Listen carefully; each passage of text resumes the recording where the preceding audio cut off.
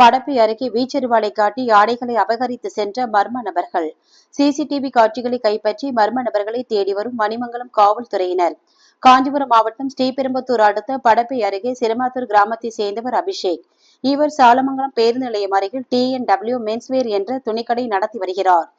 இந்த நிலையில் கடையின் உரிமையாளர் அபிஷேக் இல்லாத பொழுது ஊழியர் லோகேஷ் மட்டும் கடையில் இருந்துள்ளார். அப்பொழுது மாஸ்க் அணிந்தபடி கடைக்குள் வந்த 3 மர்ம நபர்கள் ரூபாய் 15,000 மதிப்பில் ஆடைகளை வாங்கியதற்கு ஊழியர் பணம் கேட்டுள்ளார். உடனே அந்த மர்ம நபர்கள் உங்க ஓனர் எங்கே என கேட்டு இடுப்பில் மறைத்து வைத்திருந்த வீச்சருவாளை காண்பித்து ஊழியரை மிரட்டி அங்கிருந்து வாங்கிய ஆடைகளுக்கு பணம் தராமல் தப்பி சென்றுள்ளார்.